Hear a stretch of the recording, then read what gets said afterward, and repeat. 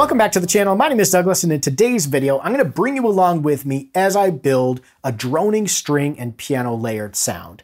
I've done this with a synth pad, talked through the whole process in another video, so I'm going to spend less time explaining and more time just talking you through as I do it in real time. That way you can see the process unfold, and I'll try to give you some helpful tips along the way. So I'm on the first program here on the Nord Stage 4, this A11.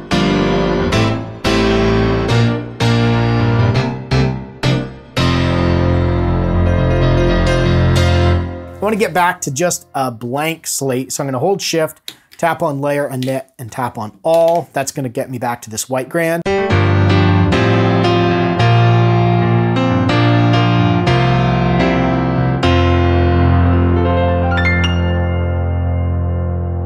So, piano, we're going to turn reverb on. I'm going to give that. I'm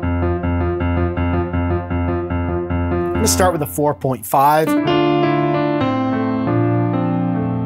And then I'm going to switch that to a room. Yeah, I'm going to pull that back a little.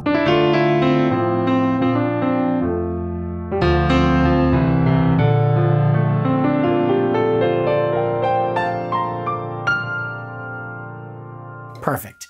On the synth layer, we're going to turn this on and tap on the mode button to move up to samples. In here, I have some of, I believe I put the string quintet sounds on here. For now, I'm going to turn off the piano section.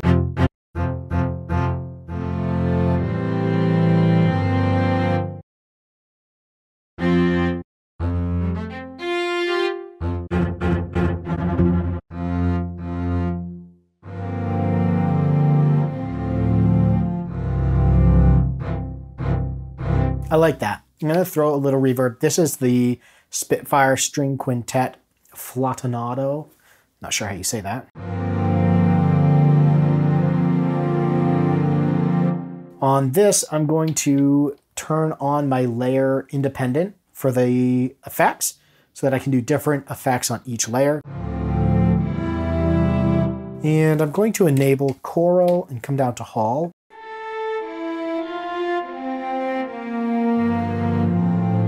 Now, the nice thing within the synth section of the Nord Stage 4 is even though we're in samples mode, you can use the filters, oscillators, things like that. So I'm going to turn the filter on.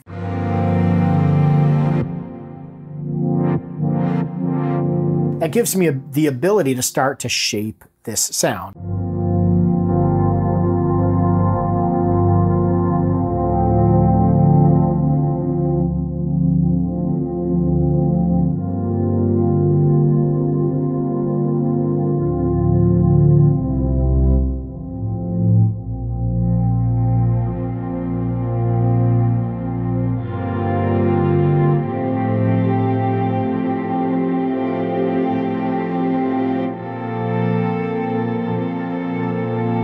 I feel like I'm panned a little bit to the left. So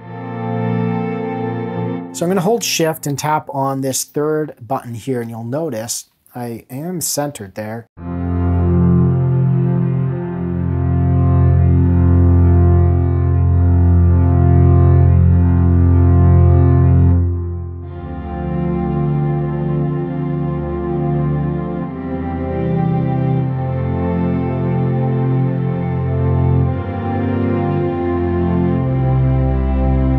I think that's a little bit better. The next thing I'm going to do is come into the envelope. I'm going to do the amp envelope, and I'm going to bring the attack and the release to about 1.5. Now we're also going to hit the envelope for the filter, and we're going to do the same thing on that one. 1.5 and 1.5 seconds, roughly.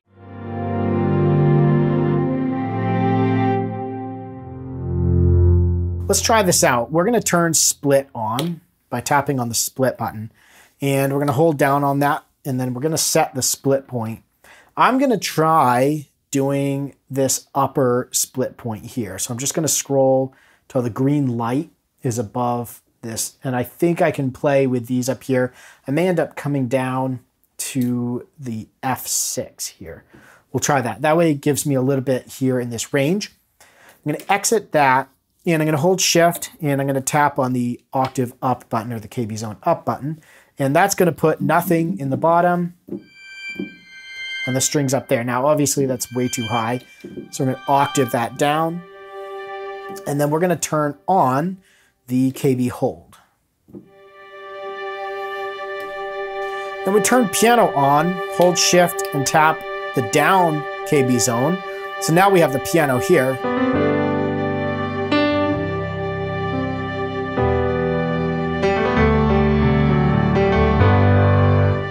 I still think that I want that a little lower. So we're going to tap on layer A, octave down.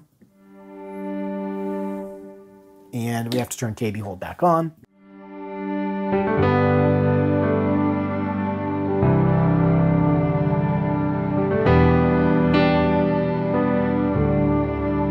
Now I'm also going to take the volume, bring that down a little bit.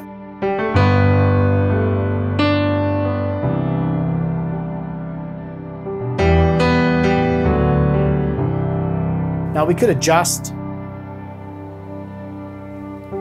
some of these parameters here, like the filter frequency.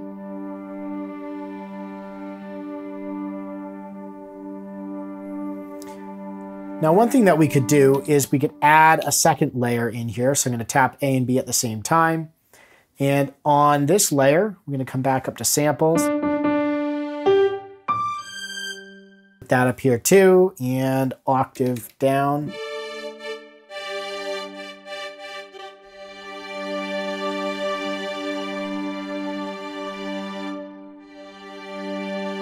So now when we KB hold, I think I'm going to octave down on that as well.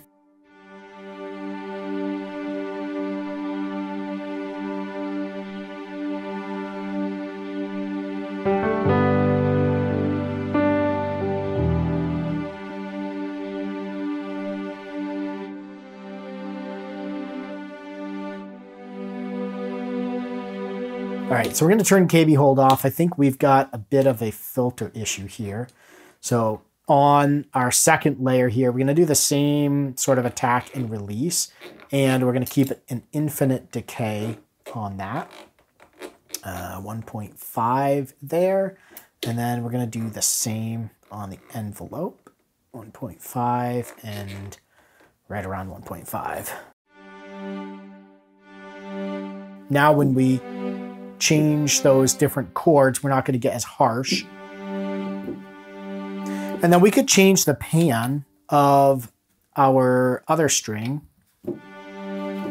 and kind of like split those a little bit.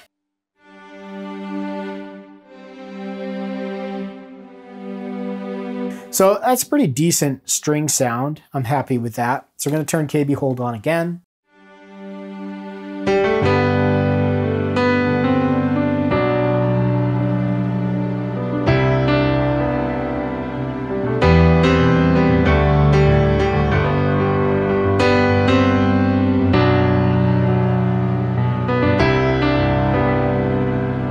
Let's do a couple of things. So on KB hold, I'm going to turn that off for now, and I want to morph assign the volume of these two synth layers, A and B, to my wheel here. So we're going to hold down on, actually first, I'm going to drop the volume of both these layers, and then we're going to hold wheel, and we're going to bring the first one up to about 2/3 and the second one up to 1/2.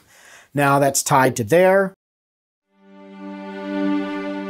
That way we can fade that out, because if we don't, it comes in with the KB hold, but when we turn that off, it drops off pretty quick. So rather than turning KB hold off, it will bring the volume down and then turn it off. We could do the same thing with it on. We could turn it on and then fade that in.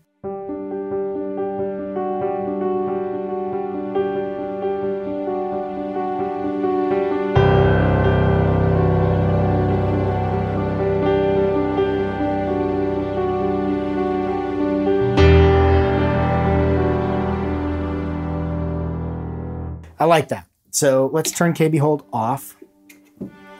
And let's do one more thing. Here in our second layer, I'm going to bring that to a cathedral. and that gives us a bit more of a heavenly string sound. I really don't want this to be like super prominent, so I'm probably gonna take my layer B. Gotta turn the filter on. I'm gonna back that off just a little bit.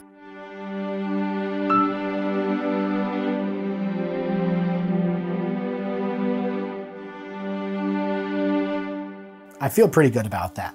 On the piano, I want to grab the EQ and I'm going to bring the treble up to +2 and the bass down to -2 or -2. And let's just turn KB hold on and see what this sounds like all together. So I'm not holding the sustain pedal. It's doing the KB hold is holding those two notes for me. So I'm playing in the key of G here. And so I'll do a 1 and a 5, which is the root note and the 5th. And it fits with a lot of chords. So obviously it's gonna fit with the G chord. It's fitting with the 3 or the B minor. It fits with the C. As long as I'm not, well, even with the C, it's pretty good on all of those intermediate notes there. And then the D, E minor. So honestly, the 1 and the 5 fit with so much. It doesn't really fit with the 2 or the A minor as much. But sometimes if you're strategic about it, it's not gonna matter that much. So if we bring that in,